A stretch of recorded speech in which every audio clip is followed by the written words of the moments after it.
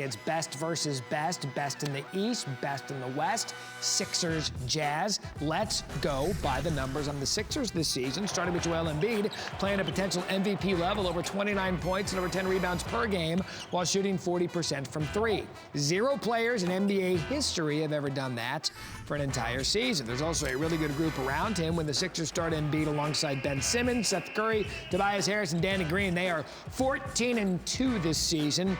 With any other starting lineup, they're just 4-7. And the 76ers know how to close out games in clutch time this season, a.k.a. the final 5 minutes with the score within 5 points. Philly is outscoring opponents by 3.9 points per game, saves the best clutch time margin in the NBA. And that's the cute celebration there by Embiid. For the Jazz, it begins with embracing the three. Utah has made at least 10 threes in 33 straight games, going back to the bubble at the end of last season. It's the longest streak in franchise history, and more importantly, the 6th longest in NBA history. Take that.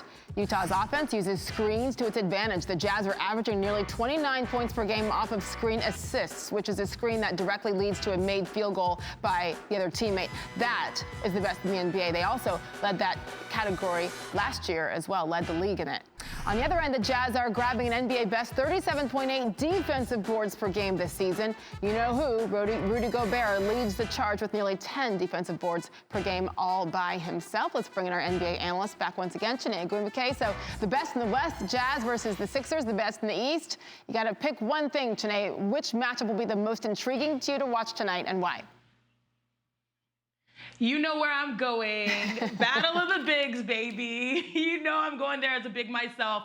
Now, Joel Embiid, the legit top candidate for MVP versus 2 times Defensive Player of the Year, Rudy Gobert. I love this one because Joel Embiid is having a career year. If you look at his numbers across the board, every part of his game has improved and solidified, reading the defense in double teams, knocking down threes, and scoring off of the bounce. Meanwhile, Rudy Gobert anchors a very formidable Jazz defense, a defense that has found ways to stop star players on their new 7-game win streak, number 2 in defensive rating. So this game, the matchup will come down to the paint. You know your girl loves that as a big herself. Absolutely, yes. And Embiid coming off of those 2 straight 35-point performances, but they both were in losses at Portland and at Phoenix. We shall see. Do not go anywhere. Matt wants the piece of this, Chiney.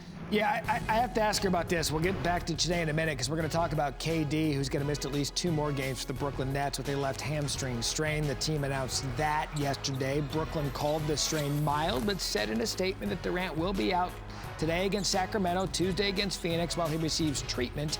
Durant played in his first game in a week on Sunday. So the Nets have had to juggle a lot of early season changes. The James Harden trade, you've got COVID protocol. Overall, they have had 17 different starting lineups this season, tied for the most of any team in the league. The Wizards, who have dealt with considerable COVID issues, have also used 17 different starting lineups this season. And Kyrie talking about James Harden now moving over to point guard. I feel like he's just been doing a great job of just managing the point guard role. You know, we established that maybe 4 days ago now. I just looked at him and I said, you're the point guard, and I'm going to play shooting guard. And that was as simple as that. He's been taking control of the responsibilities and doing an incredible job. It just makes my job easier. Just go out and play free and just make plays. So it's a luxury. Just wanted to continue it. All right, Chiney, you could argue Kyrie better suited for the 2. Neither here nor there, but now it's going to be the point for the Nets. He's handed over those point guard duties to Harden. So what's your take on if that's the best formula for this roster going forward? You know, Matt, I like this. I like this a lot from Kyrie and the Brooklyn Nets because given Kevin Durant's situation where he hasn't been as available based on COVID protocols and now the hamstring, these 2 guys need this type of clarity. While James Harden leads the NBA in assists and is being known now more as a playmaker, they need more now, which means handing him the rock as a point guard, just like he dominated the league in Houston. You see James, he can get back to his bag, especially with KD out. They need that boost in scoring. And I like this move by Kyrie more so because whether he acknowledges it or not, he has found tremendous success in off-ball scenarios. Case in point, his time and tenure in Cleveland playing alongside LeBron James, where he deferred pretty effectively.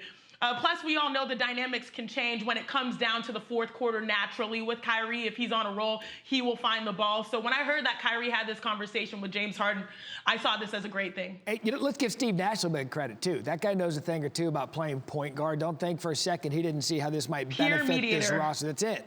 And he's getting the job done under a difficult circumstance. Thanks for watching ESPN on YouTube. For live streaming, sports, and premium content, subscribe to ESPN+.